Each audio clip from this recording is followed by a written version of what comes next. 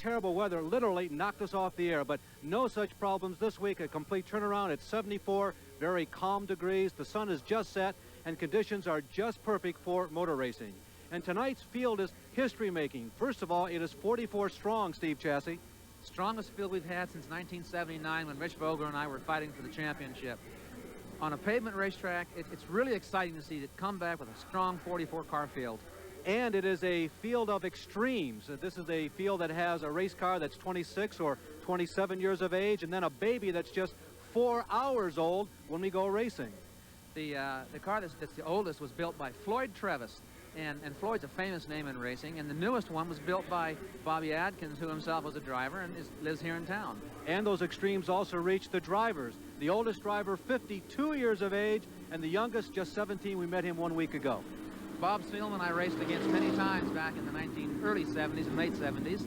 And then I also haven't had a chance, but I've had a great chance to watch Jeff Gordon race, and I would like to race against him. Hope he gets a good ride so I can race him hard. Okay. Well, as usual, down in the pits, Gary Lee will be following stories, and right now he's going to tell you about the return of a defending champion and that man who has been winning short track open wheel races live on the ESPN. Here's Gary. Well, thank you, Larry. Steve, and good evening. Standing by is three-time defending USAC Sprint Car champion Steve Butler. But first, let's talk about one of his antagonists. We've called his name already. Rich Vogler is off to a great start with a track record this evening, victory in his heat race. He was victorious 1 week ago in a USAC Jolly Rancher midget race, but it took him almost the entire race to grab the lead going into turn 3. On the next to the last lap, he got by Nicky Finoro for the lead, but coming off the 4th turn to take the checkered flag, he ran out of fuel and almost got rear-ended, but he took the checkered flag for the victory. He has a controversial car here this evening. We'll talk more about that, but right now, a welcome back to Steve Butler, who's been off on a sabbatical. He broke the collarbone in a practice crash at the Indianapolis Motor Speedway, and Dr. Terry Trammell said you used to have that sprint car for a while, and all your buddies wanted your ride. Yeah, I had Jimmy Sills driving my dirt car, and Vogler was driving my dirt car, and 2 or 3 guys were trying to drive my sprint car. So then they even called about the Indy car, and I heard you even called, Gary, so I can't trust anybody. You know, you guys are all vultures. No, I would never do that to you now. Oh, yeah. How's the shoulder feel now? Oh, it feels good. You know, it hurts just a little bit at the end of a night of racing, but it really doesn't bother me at all during the race. So I'm real happy. I feel fortunate to be back in the Super Freightliner, and I'm looking forward to racing tonight, Gary. We have a brand new racetrack. It's been ground down, very smooth. 10 guys under the old track record. Should be a great competitive race course. Yeah, it sure should. You know, a lot of guys have come out with specially built pavement cars like Rich Vogler's car. So we've still got our dirt track car, and we're looking at them, but we think we can do some things to go a little bit quicker. We were a little bit disappointed in qualifying, but in the heat race, I tried out that grass cutting line for passing guys, and I think I got it tuned up for tonight, so we'll put it to work in the feature, Gary. Yeah, we recall his path through the infield last year. We'll see it again, I'm sure, in the feature race this evening. Nice to have you back, Steve. Let's go back topside now and check in with the lineup for heat race number 4. Thank you very much, Gary. We're looking forward to seeing Steve Butler return to action at the 5/8 mile here at Indianapolis Raceway Park. You know, 2 of the strongest runners in short track USAC open wheel racing in recent years have been Rich Vogler and Bob Fry, and both of them are here tonight. They've qualified well. They're both running V6 engines. Fry in a V6 Chevrolet and Vogler in a V6 Buick, but they are expected to be among the front runners in tonight's racing action. Here is the lineup for heat race number 4. The top 4 finishers will move on to the main event. Row number 1 on the inside in car number 0 is John Plummer. Apparently he's going to run scratch position. Frank Weiss, the former bodyguard for Paul Newman, is on the outside of row number 1. He's in that red number 93.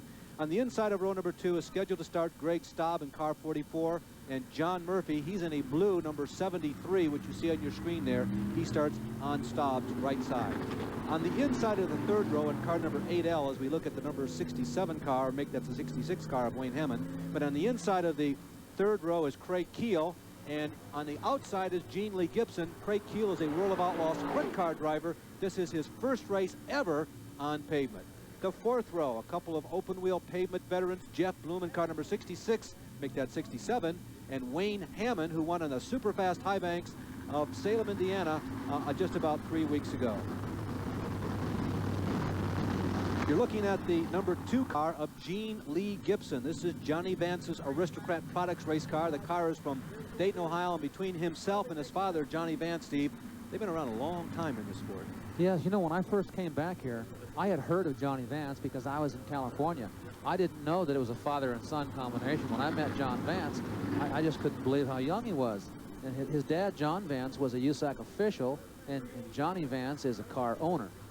Well, Gene Lee Gibson has graduated from the ranks of super modified racing. It's a very specifically defined type of racing, race cars that are designed for pavement oval racing only, and Gibson has done very well in that type of racing. His father before him, Todd Gibson, was a many-time champion at the famous super modified tracks here in the East, places like Sandusky Speedway and Oswego. But we're getting ready to go to begin heat race number 4. Remember, the first 4 finishers will qualify for the main event. The field gets a little ragged coming out of turn number 4, and there'll be no start this time. With John Plummer, Steve, deciding to start scratch position. Plummer in a white number 0. That red car that has moved up to the inside of row number 1 is Craig Keel. He's stretching the 5th. And it's great to pick up those spots.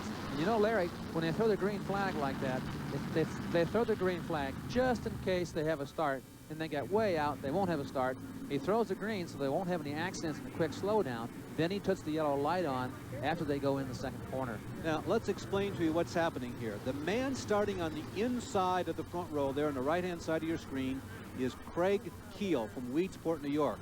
He runs the World of Outlaw circuit regularly. That's a circuit that runs on half-mile dirt racetracks, as all those of you familiar with racing know. Tonight is Craig's first night ever on pavement in a sprint car. That car is designed to run on dirt. He's got his hands full. He does, but if he runs the hard, slick dirt racetracks, this place is like a hard slicker. You treat it real carefully, nice and straight and smooth. And he's got a great starting spot. Once you get up front in the groove, unless a guy's working real good to get below you, they can't get by. Keel has got parts and pieces on that car borrowed from Steve Butler to make that car race-worthy on the 5/8 mile pavement. We got a green flag, and Keel gets a great start and a big jump into turn number 1.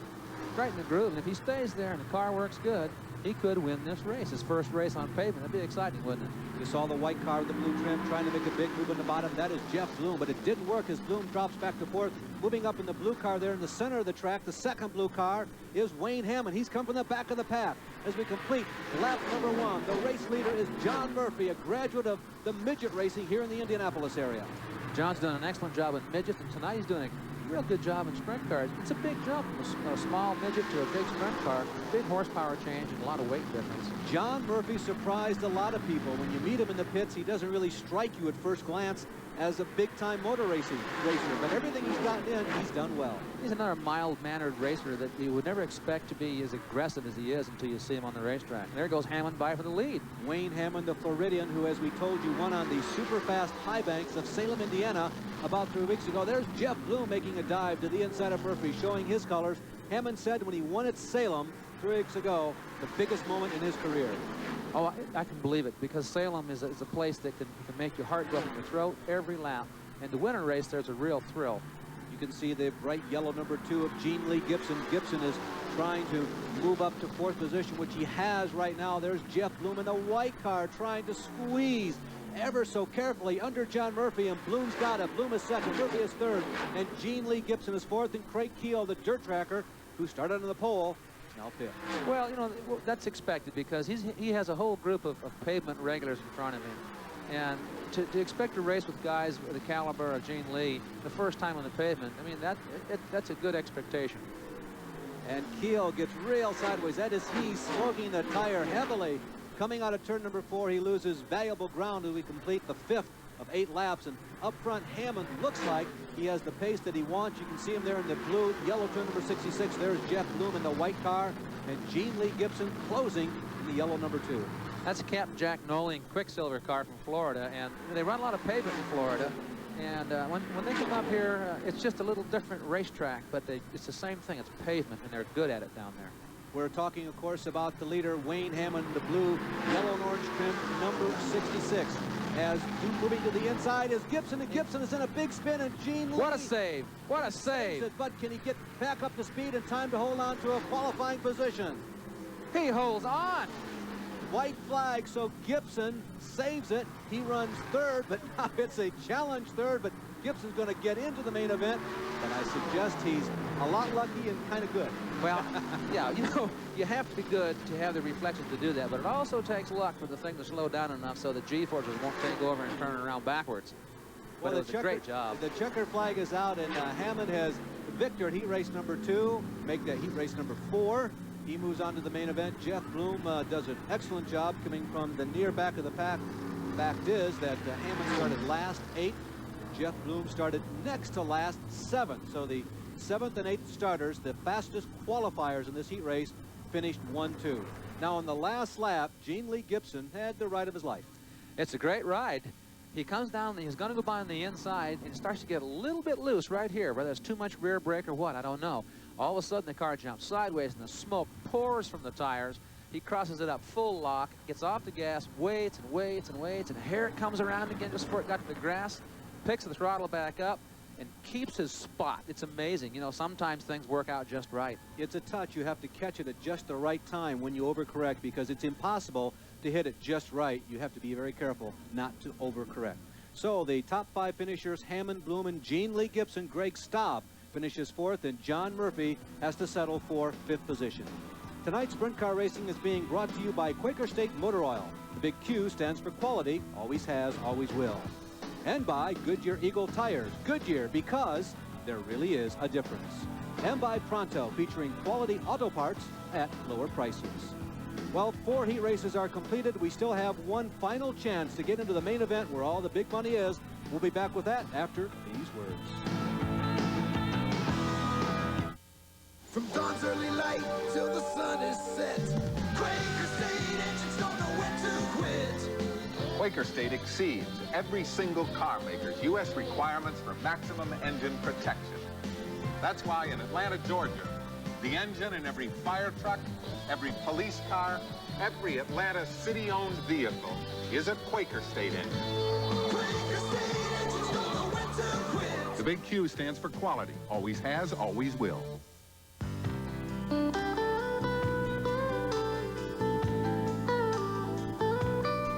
All of these championship-winning drivers have one thing in common: Goodyear Racing Eagles. The race-winning technology that's found in the Goodyear Racing Eagles can also be found in the Goodyear Eagle line of high-performance street radials, the best-selling performance tires in the world. Goodyear Eagles, for the spirit of a champion that's in all of us.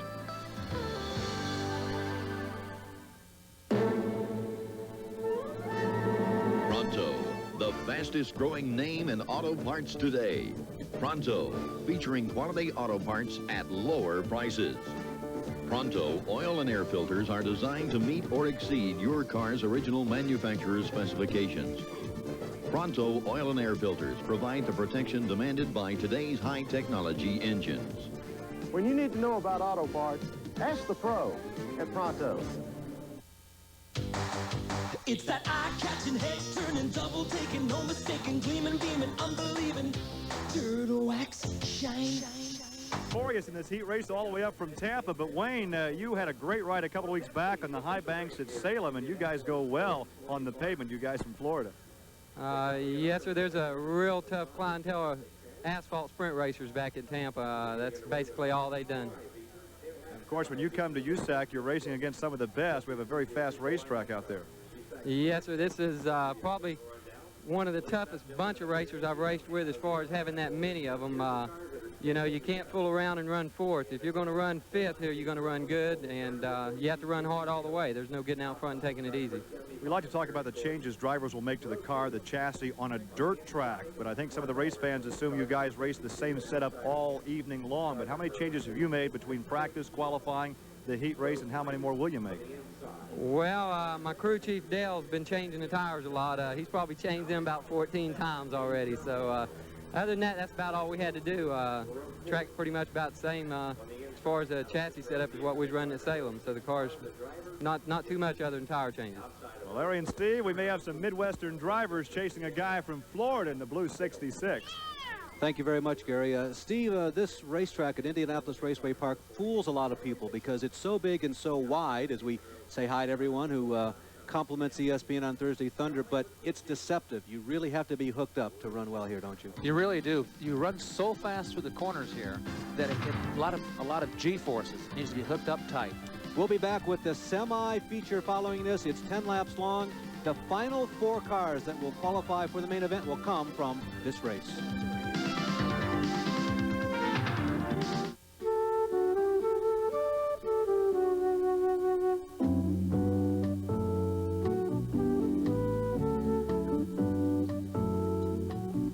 Do you like to draw or paint? Or maybe just sketch or doodle? Well, if you do, chances are you have the interest needed to become a serious art student. And here's how you can find out. By simply calling toll-free, Art Instruction Schools will send you without cost or obligation this enjoyable art test.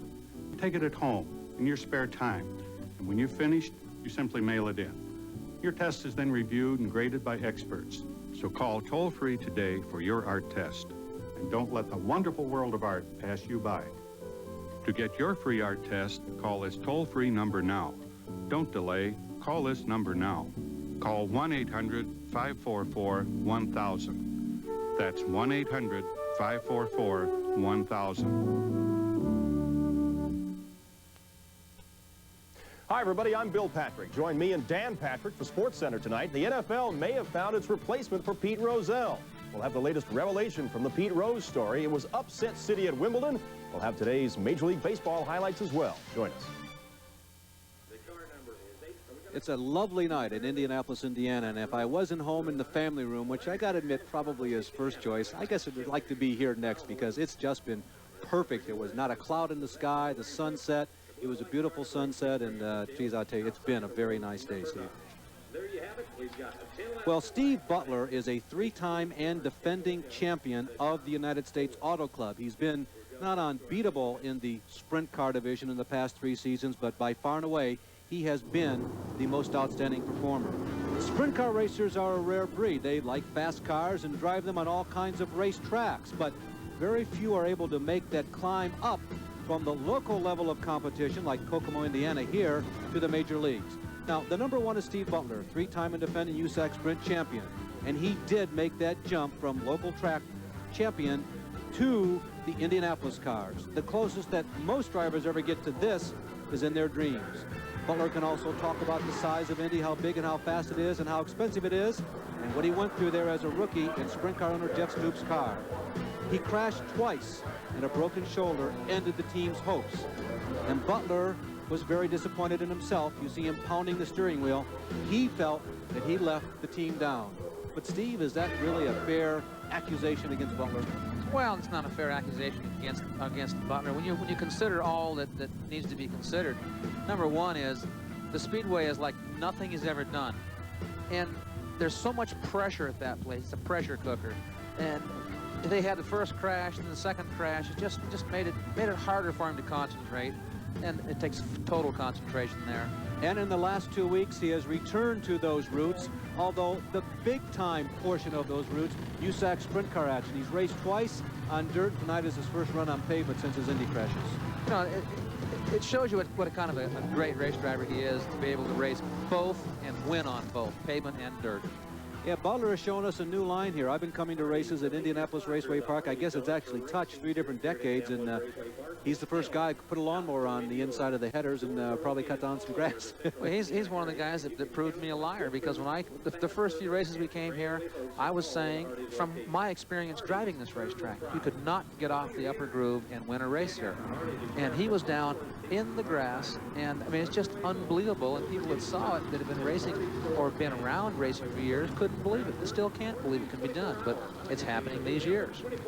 He does it, and he pulls off a slide job, but most of them have not been rude. He's had enough room. He's had the momentum going in, and he's been able to slide up pretty cleanly. Well, he knows how to do it. You see, there's a difference between a slide job when you're going sideways and the right rear tire is smoking, and the way he does it. He runs in with a late turn in and runs straight across the corner, so the car's under control, and drives by a guy when he's going straight, then turns it again to get off the corner. Well, in tonight's history-making field, we say history-making, it's sort of an informal moniker we're putting on it. 44 cars entered, and that is the most on a pavement racetrack as we look at veteran Mark Alderson. the most on a pavement racetrack in the United States Auto Club sprint car division in about a decade. I would go further, you know, just arbitrarily, I'd say that it's probably more than most pavement racetracks have, other than the little 500 or something like that. As you see, Mark Alderson will be in this race. There is he. He has been a USAC sprint car driver for 15 years, coming out of the unlikely state up in the upper Midwest of South Dakota. Timber Lake. Mark Alderson. Mark, by the way, he doesn't like to admit it, but he's a former daredevil driver, I understand. Yeah. Well, another man who has an original home state, I believe it was California, now makes another state his home, that is Indiana, is a man that most of us met up close for the first time 1 week ago, and Gary Lee is standing by this man-child. I think we could underscore up close because we were in the cockpit with him last week with the midget ride, but tonight it's the sprint cars. He is the 6th fastest qualifier, which means he starts on the pole with the inverted start. But tell us how you made it through the heat race. Well, kind of had a guy fall out in front of us because he changed drivers from qualifying over to heat race, and when you do that, you're supposed to notify somebody and start in the back of the heat race. And he didn't do that, so I ran 5th in the heat, but ended up finishing 4th because of that. We talked a lot about you winning the first time on pavement in a midget here the night before the 500. How many times have you been in a sprint car on pavement? Yeah, this is my 3rd time. I've ran Salem, ran the high banks. Salem ran 4th in that race, and but we ran a winged sprint car race one time over in Columbus, Ohio, an all-star event, and we ran really well over there. So, you know, not a whole lot, but, you know, more and more laps I get, I think the better we're going to be. I've been upside down a few times in race cars, so let me check my memory. August the 4th is your 18th birthday? Yeah, that's right. How about that? So take a good look at this face. He's going to be around for a long time. You're going to see a lot of that face and hear a lot about Jeff Gordon. His inexperience really affected him in his heat race. He actually finished 5th place. Rich Vogler won his heat race easily, and that is he outside of the racetrack. He once again appears to be the main man in a live ESPN telecast. But back to the Gordon story, he finished 5th in his heat race. His inexperience really hung him up in traffic, and he really didn't qualify for the main event until, as he mentioned, David Harrison was disqualified. Well, you know, he could have learned a lot in that race, because now he's thinking about why he didn't get by that man, and he'll think when he's out the next time, if he'll try something besides following, he'll try a different line. Okay, one last race remains before the main event for tonight. It is the 10-lap semi. We'll give you the lineup, and stay tuned for the exciting 10-lap semi, the last chance to qualify for the main event tonight at Indianapolis Raceway Park. Die Hard, America's most trusted replacement battery, the one over 65 million have stepped up to. Now we've stepped up the power. Sears introduces the most powerful Die Hard battery ever. Its breakthrough design gives you more power and more confidence from the start. New Die Hard, more power when you need it most.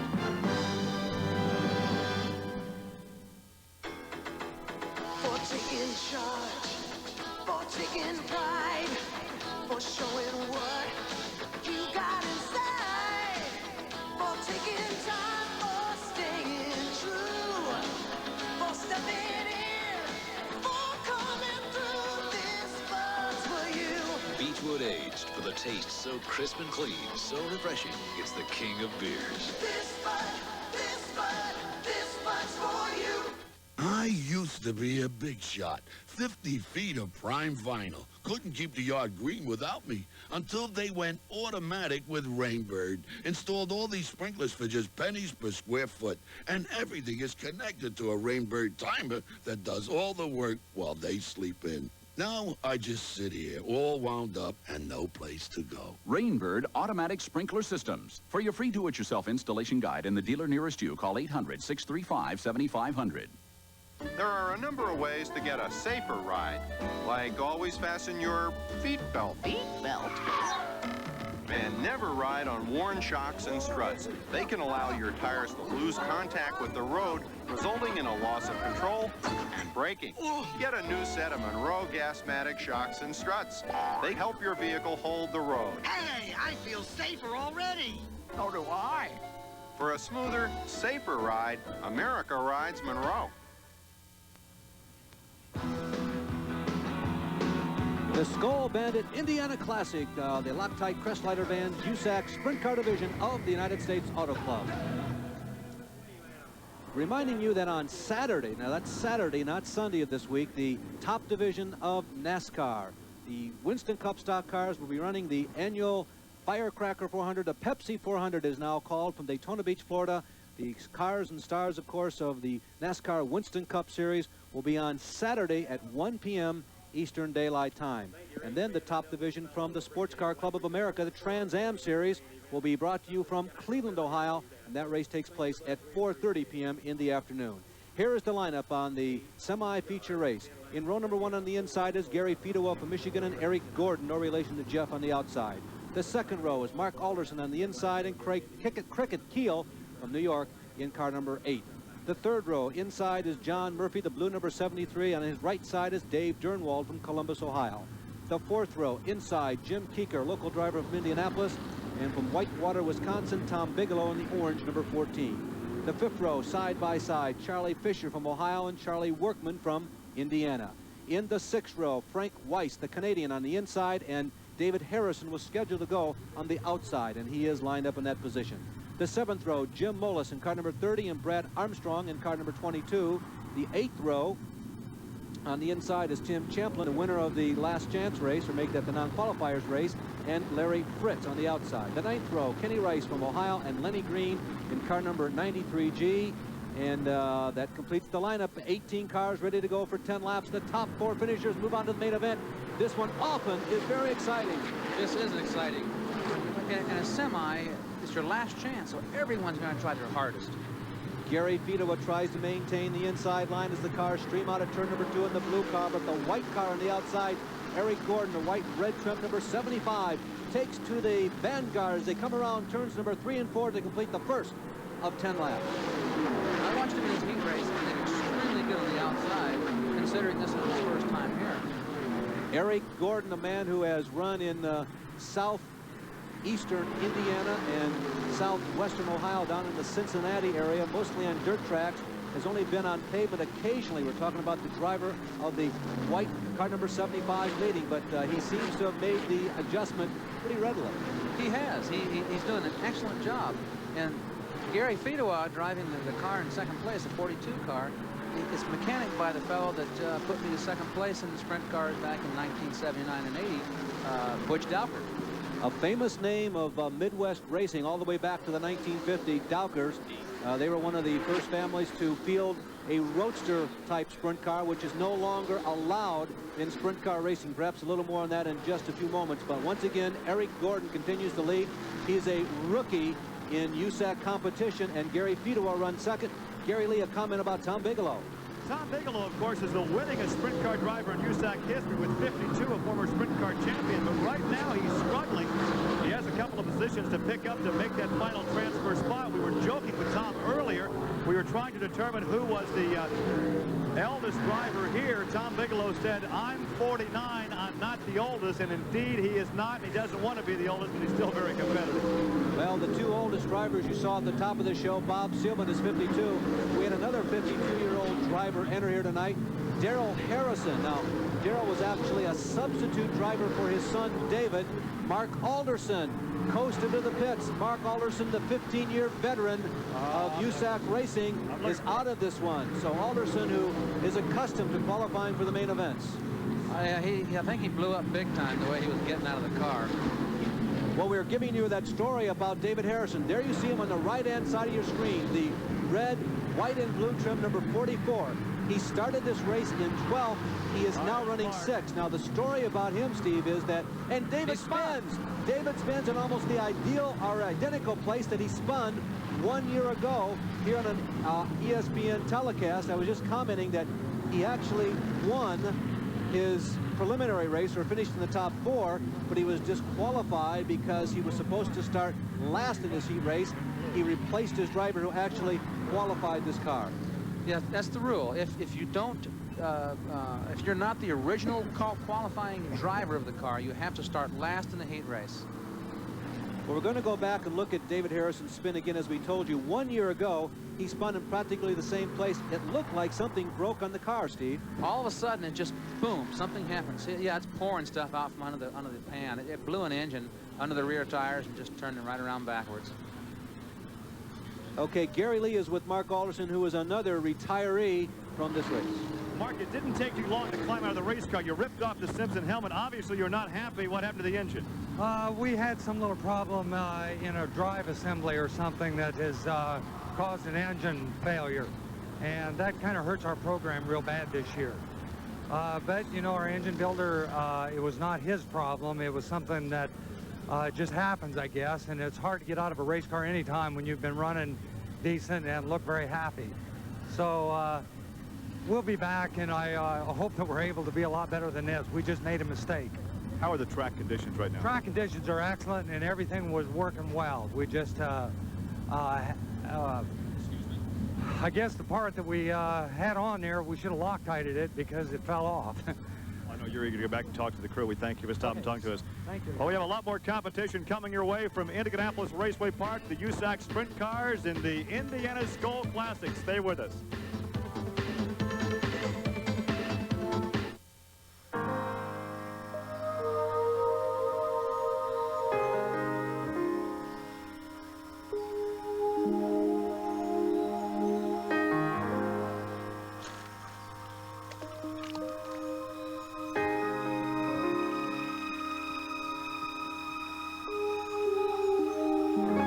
Life's full of simple pleasures, like the comfort of Levi's jeans.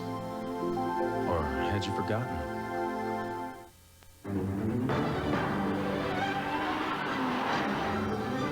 This is how a Ferrari Testarossa looks on the road.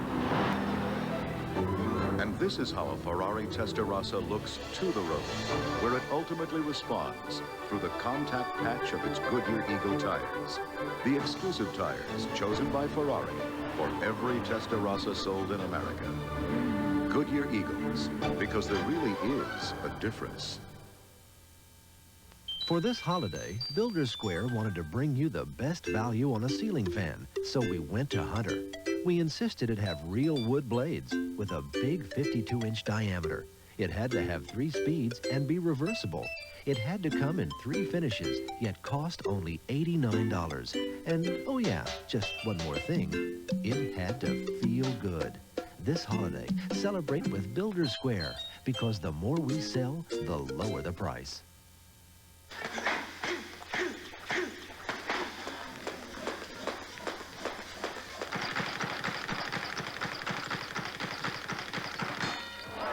See championship action when Budweiser presents Top Rank Boxing. ESPN is your ringside seat to the best fight in town. Every Tuesday night, live on ESPN. Well, boxing, like motor racing, has been one of the mainstays of this network over its first decade, and it continues, and we're very happy to have Top Rank Boxing remaining on this network. The top 5 after 6 of 10 laps here in the semi-feature: Eric Gordon, Gary Fidowa, Craig Keel. The dirt tracker finds himself running 3rd, John Murphy, and Dave Durnwall. Well, Gary Lee is standing by with a man who's won a race they call the Little 500 4 times. Well, indeed, you're right, Larry. He's also won the Copper Classic about 4 times. That's out in Phoenix. But Bob Fry, it's a frustrating feeling for a driver to be suited up ready, and the car was not here on time. Well, that's true. They struggled getting the engine together, and then after they had it together, they developed some problems with it that we're not still sure if it's corrected yet, and I guess we'll find out here in the feature tonight. Well, I hear they were going free. You're going to start outside the front row. Well, Gary Fidowa gets a big jump on Eric Gordon as the green flag drops. That could well be a subjective call. I don't know, Steve. He was right alongside as we crossed the start-finish line. Well, he's not supposed to start, or not supposed to pass until he passes the start-finish line. So it will be a call. We'll have to wait and see. Now, reminding you one more time, see that string of cars? They're all shooting for the first four. Gordon goes to the high side of Fedewa, and Eric Gordon gets the position back. He uses that hot line, the line you like at this racetrack. Well, that's the line. That's how Gary got past. He's pulling down low, entering the corner. That leaves the whole outside of the racetrack open. It's a fast way around. Eric Gordon, the man who is a rookie in USAC sprint car competition, he does not have nearly as much pavement experience as many of these other cars, especially the man running second. He's had some Winston Cup experience even. That's right. He's been on pavement most of his career. He's just now starting to run dirt the last couple of years. Well, the transfer position, the battle for that is heating up. You see it coming out of turn number 4, down the front stretch right now. John Murphy holds it. Jim Keeker and the white orange trim number 6 is in it, as is Dave Durnwald. 3 cars going after 1 position. They're going after a battle for 4th. And Keeker's finding out that it's a big difference driving a sprint car, I think. More horsepower, more weight. They're not as responsive, and it's a whole new program. He's got a real bad push in that car. The car, he must have been complaining about being loose earlier, because right now he turns the wheel hard left and it wants to go straight still. The blue car, the blue number 73, is John Murphy. And John is also very lean on experience in a sprint car. He's done well in the midget the past 2 seasons, all in the Indianapolis area, but not much behind the wheel of a sprinter. The white flag is coming up, and look at Keeker pushing out of turn number 4. Pushes real bad. When you push like that, it scrubs so much speed off, it could cost him a spot for the feature. Now, this is 5th position. John Murphy has opened up about a 15-car length lead, and Murphy is going to finish in 4th. Here comes the leader out of turn number 4. Eric Gordon wins it. Gary Fedewa is 2nd place. 4th place coming out of the 4th turn. It has been determined by John Murphy in that side-by-side photo finish you saw between Keeker in the white car and Durnwald in the red car was for 5th. For 5th. You know, I lost track there for a moment. I thought it was for 4th, but you're exactly right. It was for 5th. So Eric Gordon, the young driver who I talked to him before the races, and he wasn't exactly certain what his chances were going to be. But Steve, he has really shown, despite his lack of experience, he knows where to run Indianapolis Raceway Park. He may not be the fastest guy, but he's got the right idea. Well, I would like to think that he's watched and learned, and maybe he's even listened to what I've been saying and learned. You know, it's some of these young guys do listen. You know, these guys in the feature, one of the bonuses they get is Valvoline gives all the feature starters 15 gallons of fuel, and they also give them 10 gallons of fuel just as they come in the gate, so they're a good supporter. So the semi-feature is now history, and the feature field is complete. We, of course, will be giving you that starting lineup when we come back. Here is the top 5 in the semi-feature. Eric Gordon sitting on top of the roost after this one. Fedewa is 2nd. Cricket Keel finishes 3rd. He qualifies for the main event. John Murphy is 4th. And Jim Keeker, another graduate of midget racing, although he has proved himself to be very good in the fast tracks, he finishes 5th. Back with the feature after this. I used to be a big shot. 50 feet of prime vinyl. Couldn't keep the yard green without me until they went automatic with Rainbird. Installed all these sprinklers for just pennies per square foot. And everything is connected to a Rainbird timer that does all the work while they sleep in. Now I just sit here, all wound up and no place to go. Rainbird Automatic Sprinkler Systems. For your free do-it-yourself installation guide in the dealer nearest you, call 800-635-7500.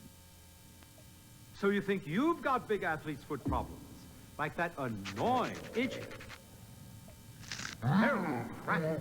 or that awful burning. Well, Bigfoot problems call for Bigfoot relief from Desenex. Desenex stops the painful itching, cracking, and burning of athlete's foot fast. And Desenex guarantees you'll be satisfied or your money back. Money back? That's right, your money back. Desenex, the #1 cure for athlete's foot. Don't win nothing for practice. Don't win nothing if you don't. All right, let's have it.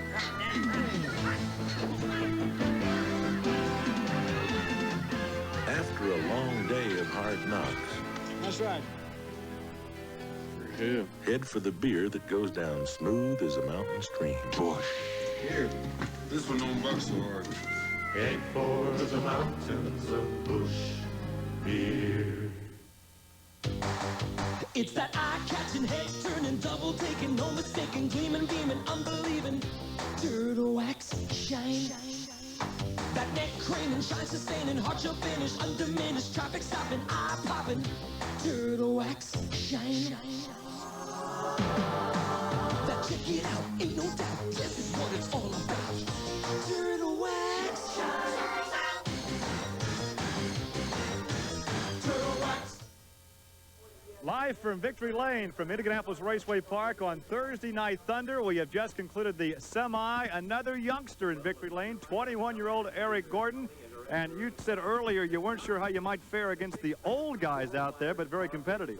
Well, I'm lucky. The Epperson and Lester Oz cars got a few bugs, but we think we've got them figured out. But you've got some real toughies coming up, the likes of Rich Vogler, who is not so young, but he's very competitive. Oh, he's always competitive, and Bob Fry and Hammond from Florida. So it's going to be a tough show, but I think we'll do okay. Well, Joanne is here representing Skoll. She has some hardware for you, so for congratulations, and we'll go back and get ready for the feature competition. Okay, Gary, this will be a very active week for the United States Auto Club Sprint Cars. Saturday night, they run at Lawrenceburg, Indiana, a wing show. On Monday night, they return to the pavement at the Berlin Raceway in Marne, Michigan, over in the Berlin area, or the Grand Rapids area in the western part of the state. You're looking at the black number 6 of Jeff Gordon, a man who on his own didn't qualify for the main event, but because of the disqualification of David Harrison, he got lucky. Not only did he get moved into the main event, but he gets the coveted pole position. Well, he got lucky, but his car was fast enough that he deserves the spot. His problem was he just didn't quite have the line. Now, watch what happened to him 1 week ago here. You can see him getting out of shape going into turn number 3. One of them things, when you get into the wall, you're going to take a pretty good beating like that, but, you know, just one of the things.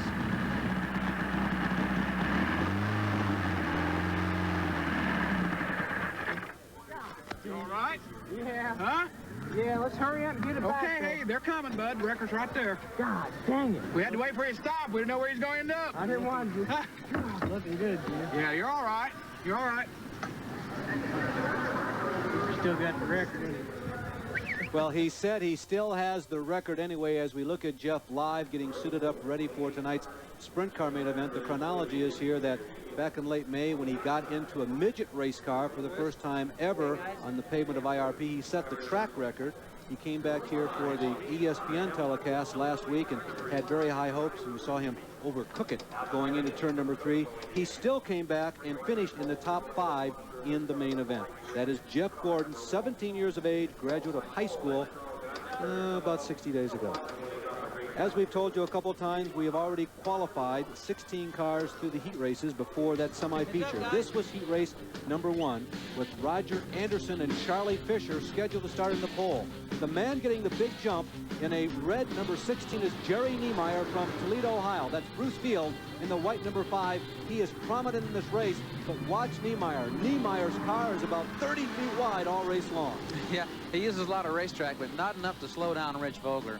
Rich has gone by him, and he just opens it up, and he's just gone. That yellow car is Bob Fry. This race could have been called the Battle of the V6s. There is the V6 Buick of Rich Vogler, brand new track record holder, and the devastating winner of heat race number 1 in Fry in the yellow car, smoking the tires, making like a dirt tracker, is in a V6 Chevrolet, one of the most successful Chevys, really, in sprint car racing the past couple of seasons.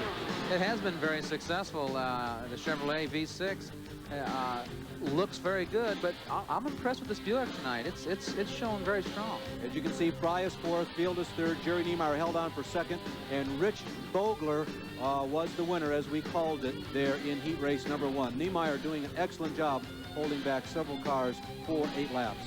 In heat race number 2, there was no real eventful moments, although Chuck Gurney was the winner of that one, and we told you that David Harrison was disqualified. You're looking at action in heat race number 3, and that's Bobby Seelman from Lansing, Michigan, hitting a glancing, no, it wasn't a glancing blow, it was a big thud, a high side of turn number 3.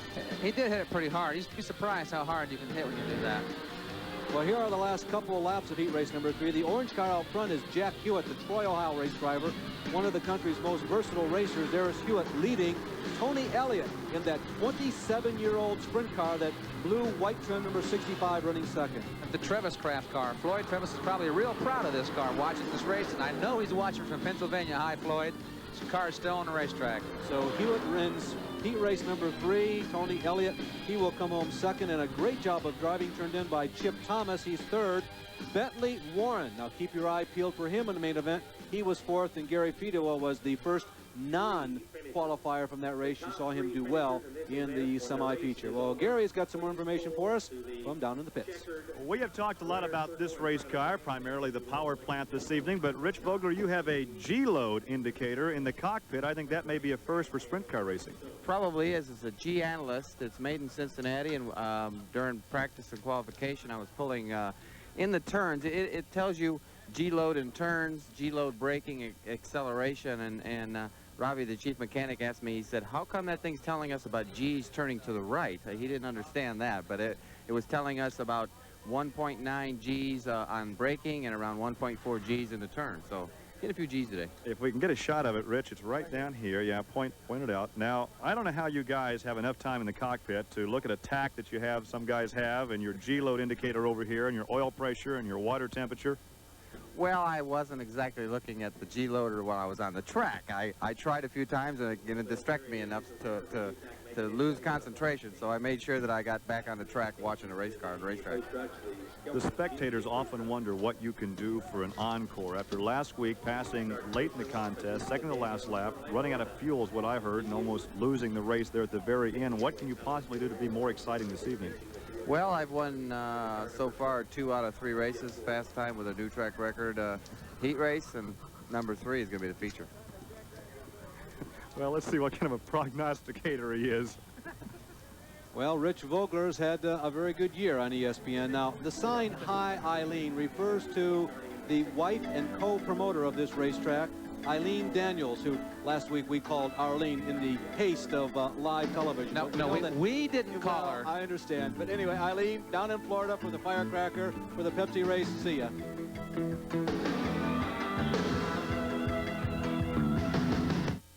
Stand by to witness the most awesome display of raw power on Earth. 15,000 pounds of fire and steel leap into the air and crush their way to glory in the ultimate battle of the monster trucks. ESPN and TNT Motorsports presents Turning the Power On. Video excitement as close as your telephone. Feel the thunder.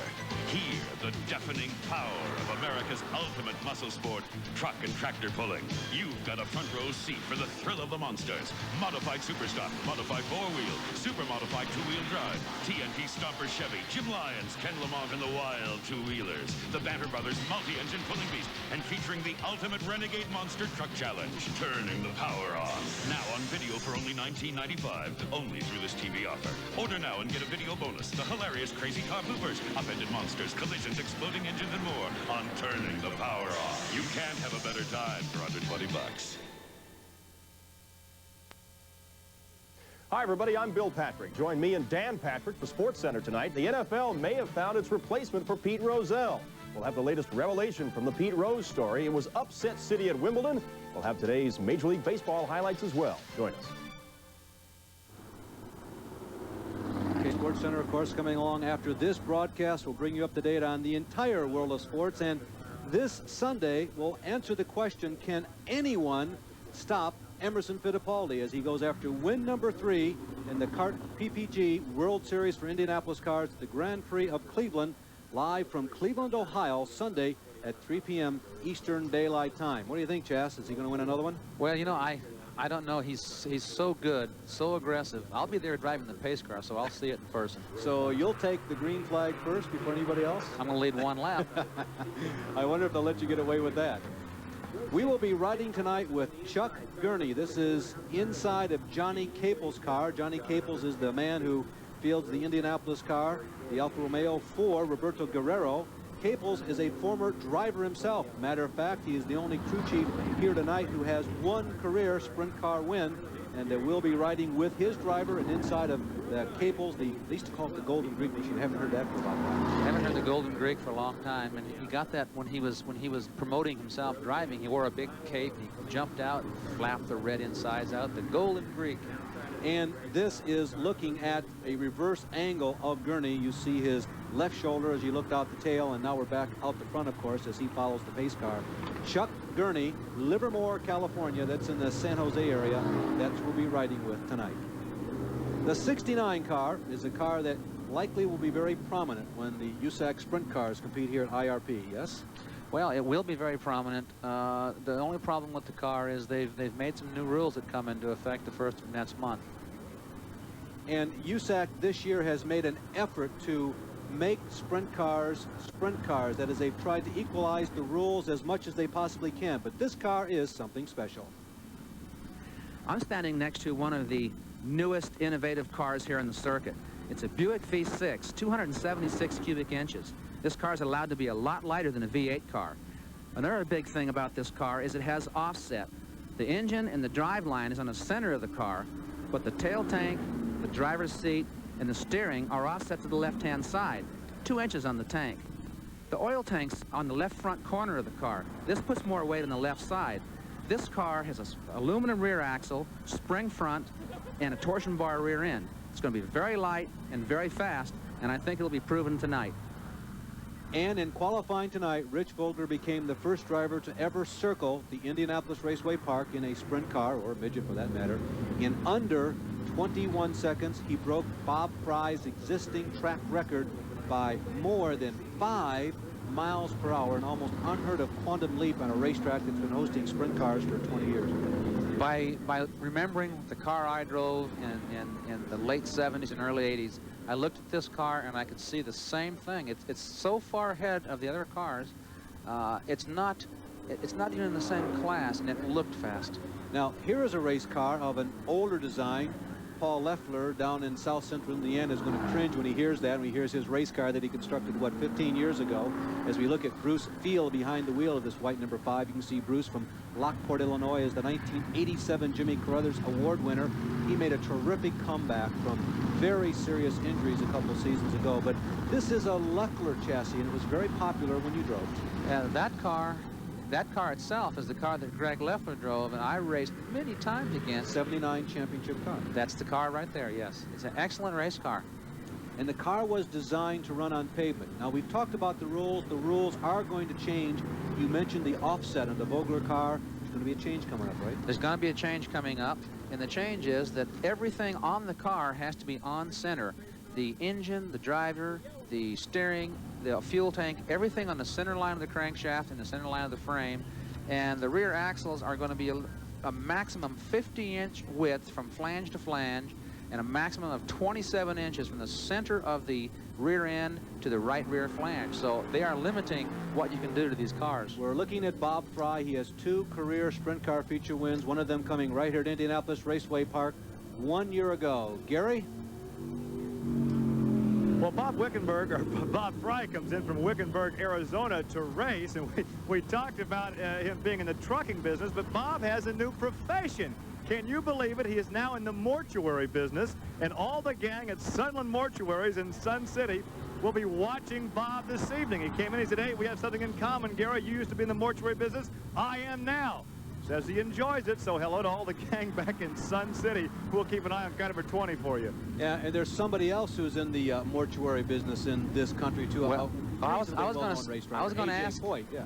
Oh, I was going to ask if we could call him Digger now, since you know that's the other Gus Sohm from St. Louis is in the business. His nickname has been Digger for years. Gus Sohm is a man who fields race cars for people. And by the way, in one of our last segments, we mentioned the Little 500, calling it a race called the Little 500.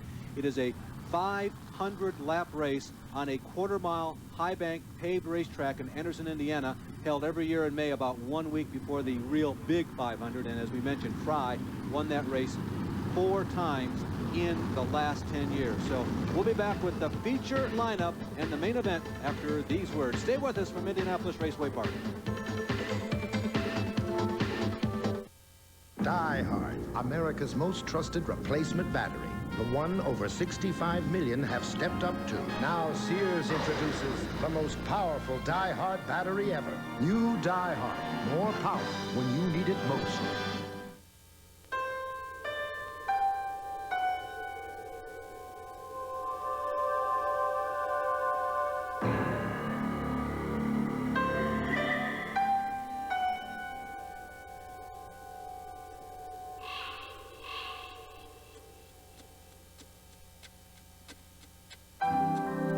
Life's full of simple pleasures, like the comfort of Levi's jeans.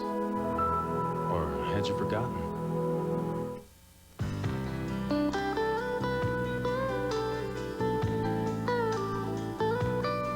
All of these championship-winning drivers have one thing in common: Goodyear Racing Eagles.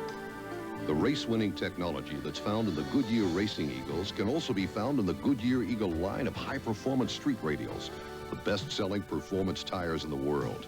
Goodyear Eagles, for the spirit of a champion that's in all of us. Today, we're going to find out why America rides Monroe shocks and struts. Sir, why do you ride Monroe? It's the better handling. Oh, says who? Huh? It's the smoother ride. Better handling. Smoother ride. Better handling. Now, less filling. Well, whatever your reason, see your Monroe ride expert for the best ride ever. Guaranteed. No wonder America rides Monroe shocks and struts. Hold on tight for some down and dirty excitement with the highest flying machines next to a 747. AMA Supercross, tonight at midnight on ESPN.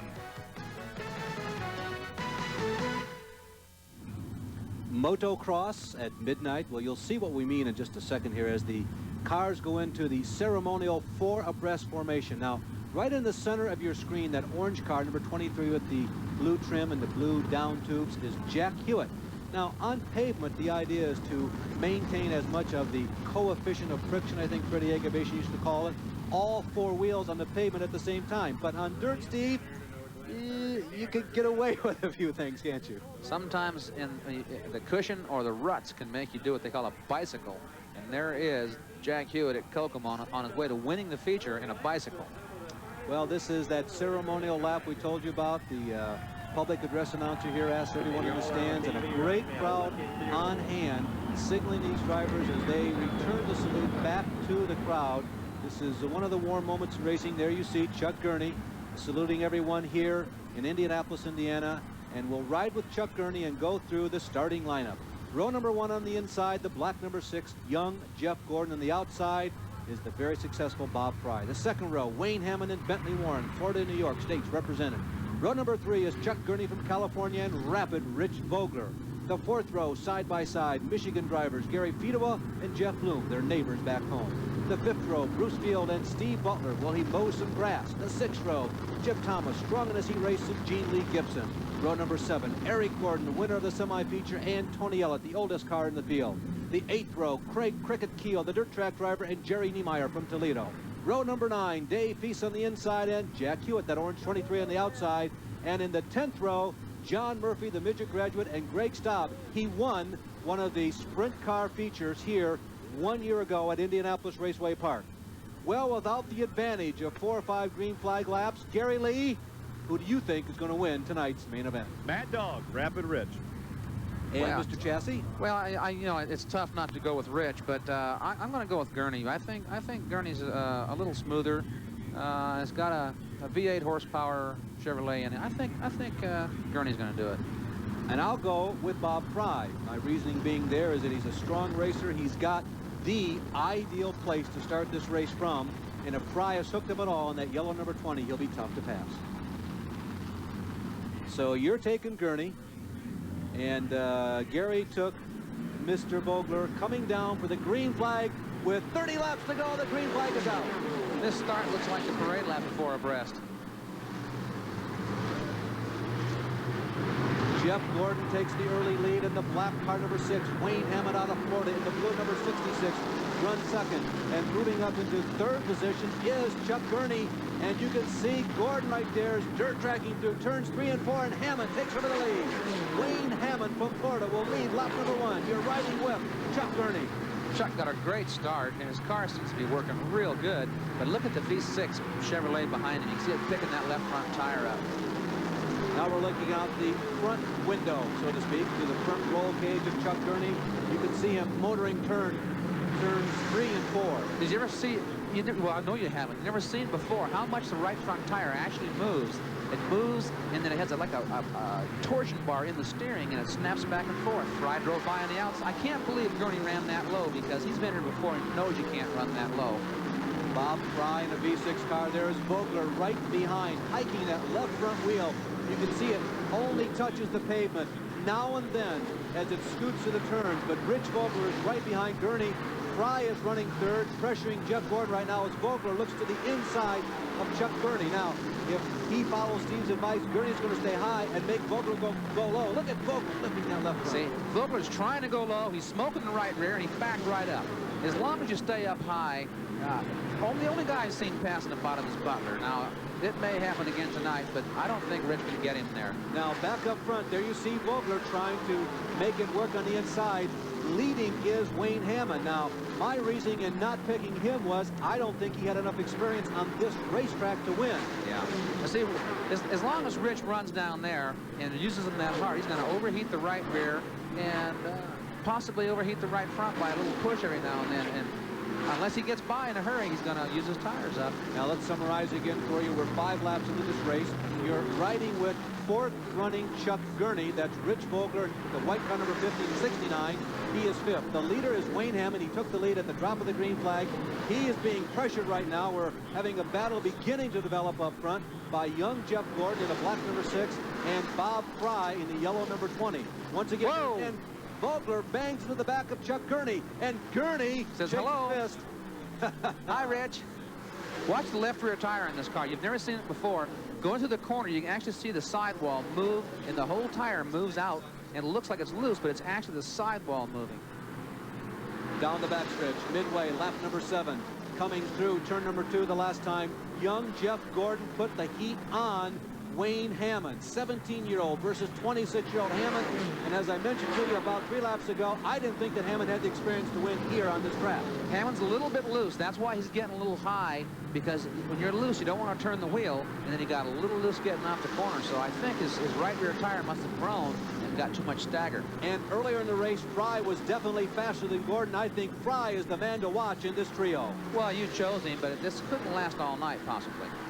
Bob Fry goes to the high side of Jeff Gordon, and Bob Fry, who dropped back to 4th or 5th at the drop of the green flag from his outside pole position, has now moved into the runner-up spot. Now the question is, as we go back inside with Chuck Gurney, was leader Wayne Hammond just pulling it for a couple of laps? He just runs in the corner. He's getting in a lot faster than Chuck and just ran right over him.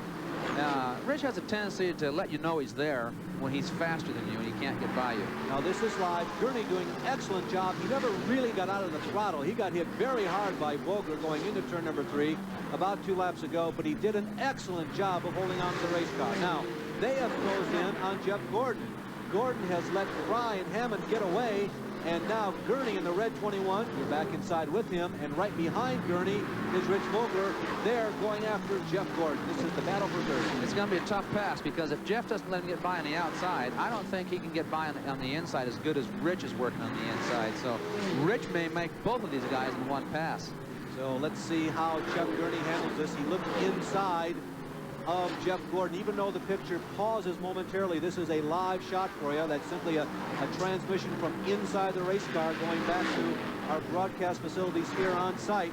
And you are looking at a live picture of Chuck Gurney going to the inside of the number 6 car of Jeff Gordon. And Gurney squirms coming down the front stretch. He holds his line. You see Vogler standing right behind, waiting for something to happen, and Gurney sticks on the inside. Now, you know, I'm real surprised that he got by. But it looked like Jeff was just getting a little bit loose, and then it started to push. The car's not working real good. But he got by nicely. Look at the left rear tire. See the ring around it? Let's hope there's not a blister coming, but it's starting to get rings around that left rear tire. Chuck Burney running in third. Wayne Hammond continues to lead. Hammond has been the leader since the start of the race. He is now in lap traffic, and Bob Fry continues to run second. Speaking of the leader, lap traffic, there is Hammond trying to find a way around Dave Beast.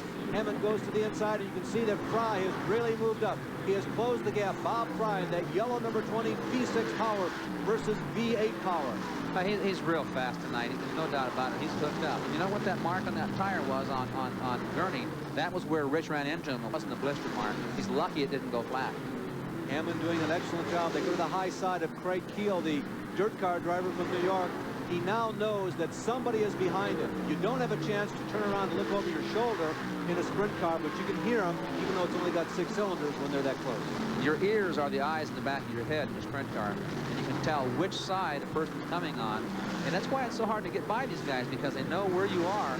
So if you try them low, low, low, and then zip by on the outside, a lot of times you can trick these guys. The veteran Jerry Niemeyer signaled to the inside as he came out of turn number 4 and told the leaders to go that way as they darted toward turn number 1.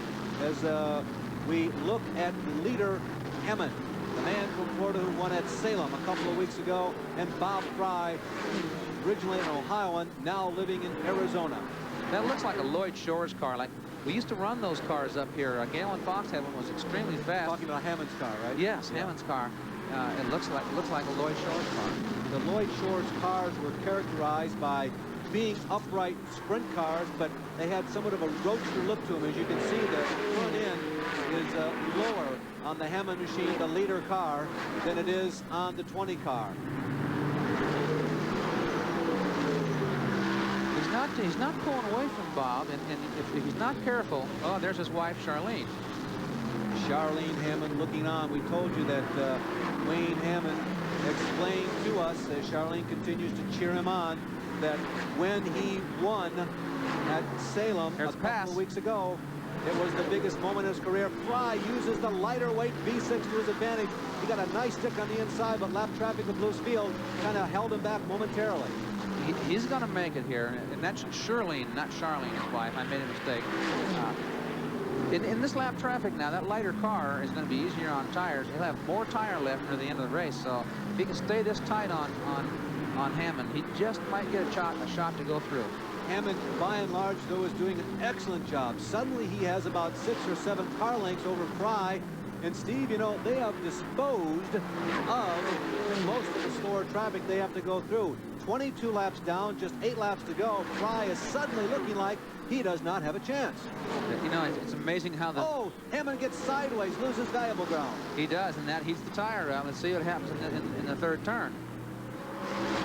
Okay, standing by with the owner of the leading car is Gary Lee. Well, Clint Nibel is not only the owner, he built the car, he built the engine. You had some problems earlier, but obviously everything is going your way right now. You just need one quick pass. It's not quite going our way. If we was one spot farther up, we'd be going our way. One slight mistake, though, and he may have it. All right, Bob will try to create that. It's always fun to watch the wives and the car owners and the crew members down here in the pit area, because sometimes they work as hard here as the drivers do on the racetrack. Okay, that, of course, was Glenn Nibel, the owner of the V6 Chevrolet of Bob Fry that's running second. And, Steve, what you and I are theorizing is that maybe Hammond has heated his right rear, and Fry has a mechanical advantage now. It looked like watching Hammond that the car is starting to get loose. Very few laps left now. He didn't get real loose there, but if he runs any harder, it will get loose, and I think Fry knows that now. He's going to pressure him as good as he can. 25 laps are in the books. Cars out of race. Jeff Bloom and Tony Elliott, that 27-year-old car, is dropped out, as has Greg Staub and Jack Hewitt. They put a lap on Jeff Gordon. The blue car will set it up for you. Just 4 laps to go is Floridian Wayne Hammond. 1 month ago, very few people in the Midwest had even heard of this man, and then he beat the USAC sprint car contingent at the high banks of Salem and opened a lot of eyes. Running in second is Bob Fry, a 4-time winner of the Little 500 at Anderson, Indiana, and it has been one of the strongest sprint cars over the past 5 years, running coast to coast. He's won at Phoenix, he's won on short ovals, he's won on long ovals, and Fry looks like he's made the decision to put the heat on Hammond. We're working on lap 28. He'll have to go for it now, and he only has a couple laps to go. This traffic could make the difference right here. Gary, what do you think? We talk about tire wear. Keep in mind there's a 200-pound weight advantage for this V6, so consequently that weight advantage may play here in the final laps. While Rich Vogler is slowing down and he is out of competition. Well, the white flag is coming up this time around, and Hammond continues to run strong. He's made some miscues, but none of them has been big enough to allow Fry to get by. Hammond, it's his race to win or lose. Well, all he's going to do is hang on for one more lap now, and 3 or 4 car lengths, unless he makes a big mistake, can't be made up. He's done a great job tonight, and something I'm very proud of to beat these guys on Raceway Park. Bob Fry has a nice turn 1 and turn 2, but so does Hammond. We're now in turn 3 already. It only takes about 21 seconds to get around IRB in a sprint car now, and Floridian Wayne Hammond is going to win this one. Wayne Hammond picks it up as Charlene Hammond cheers him by. Wayne Hammond, a surprise winner here at Indianapolis Raceway Park. Yeah, you know, I remember when we won our first USAC race. It was really a thrill to win your first USAC race. And to win 2 of them in this short a period of time, I know he's thrilled. You can see she was. Well, you just saw that red and white car going after with each other for 3rd and 4th position. 3rd went to Chuck Gurney as John Murphy in the blue number 73 has spun out in turn number 4, making apparently no wall contact as he came down for the checkered flag. But Wayne Hammond has won here at the Indianapolis Raceway Park, the Skull Bandit Racing Indiana Classic for USAC sprint cars. We'll be back and talk with the winner of tonight's race and discuss with him that thrilling duel that he had with Bob Fry. It appeared as though he had punished the car. He was not going to be able to hold back Bob Fry, but Hammond held on. He never made that big miscue, and Wayne Hammond goes on to win here at Indianapolis.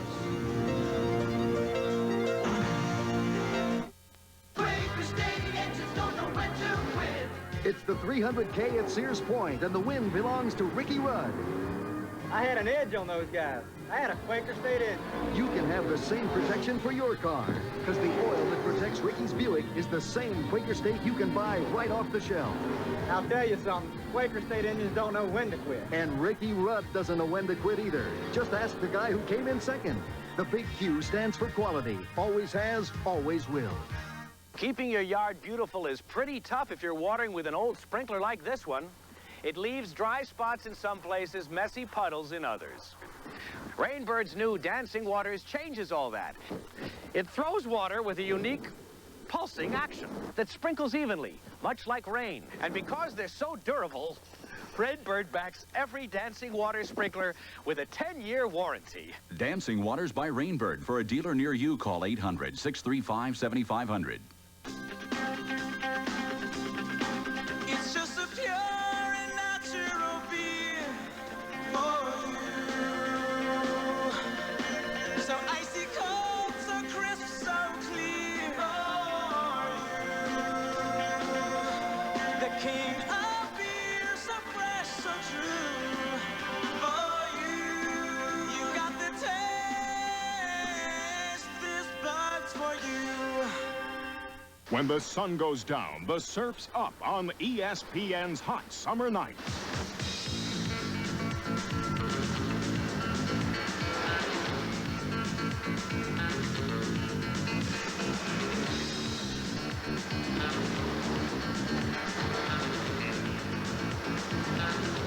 Hot Summer Nights means water sports action with a twist every Saturday night beginning at 8 Eastern on ESPN.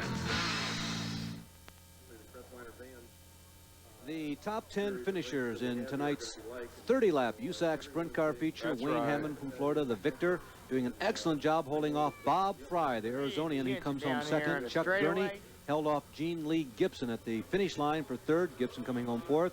And defending sprint car champion Steve Butler, quiet in this race, but a successful fifth. Sixth was Bentley Warren. He was tough in qualifying. We expected him to do more in the main event. Gary Fedewa works his way through the semi-feature, comes home seventh. Eric Gordon has a good night with an 8th place finish in this main event. Chip Thomas, likewise, good, successful evening. He is 9th. And Bruce Field in that white number 5 machine was 10th place. That was the first 10 finishers in tonight's 30-lap main event. But having to note that the reason that Rich dropped out was it jumped out of gear. Well, you're looking at the man who came all the way from the golden state of Florida to pick up the checkered flag here at IRP, and Gary standing by to test him right now. Well, Wayne, congratulations. Although we alluded to the possibility these Midwestern drivers might be chasing you in the feature, you had a guy from Arizona right on your tail. Well, was that Bob Fry? That was Bob Fry. He's strong. Everywhere I go, he's strong. He's one of the ones I know I have to race against. For the race fans watching, let's talk about the strategy of running hard enough to win, but slow enough to conserve that right rear tire. Well, that's basically the way we normally race. Dale, my crew chief, he normally likes when we go with softer tires, I can be pretty easy on the tire until I have some pressure on me. I did see somebody stick their nose into me and started having to lean on them a little harder than I wanted to when I seen somebody underneath me, but so far it seems to work out all right running the softer tires. You're making a believer out of all these folks back in the Midwest. You going to stay for a while? Yes, sir. We plan on running the whole USAC circuit now for the remainder of the year in the champ car and the asphalt sprint car. We're going to debut a dirt sprint car a few times also. Joanne has some hardware, but standing right behind Joanne from Skoll is your wife. Charlene, you were working probably as hard in the pit area as the hubby was. I always do. Every lap. I race every lap with him. I'm concerned about you standing up there elevated, dancing around. You might fall. One of these days it's probably going to happen. Is this going to be an extended vacation for you now? Yeah, we're going to be here to the 4th of July, and then we're flying back home. After that, we'll be back several times. All right, they're all watching from Tampa. Congratulations to Wayne Hammond. Victory number 2 in just a couple of weeks.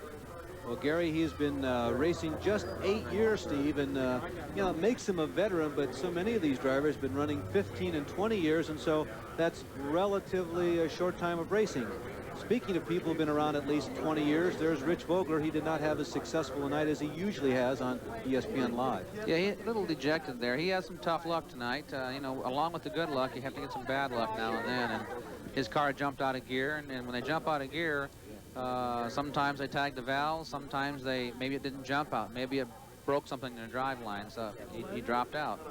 Well, one of the spoils of victory, Mr. I got and Mrs. second and third Hammond, here. Down there in Victory Lane. Don't forget, Sports Center will follow with Dan Patrick and Bill Patrick, the Patrick brothers, if you will. Of course, the top stories in the world of sports today, Pete Rose, Wimbledon, and a search for a new NFL commissioner. We take one final look at the top 10 finishers in tonight's 30-lap main event feature. We'll be back with more after this. Where do you meet America's best single girls and guys? Right here on the phone at the Romance Connection, 1-900-909-8080. Call anytime, 24 hours, and hear recorded messages from fun-loving singles. They describe themselves and leave their phone number so you can call them right away. The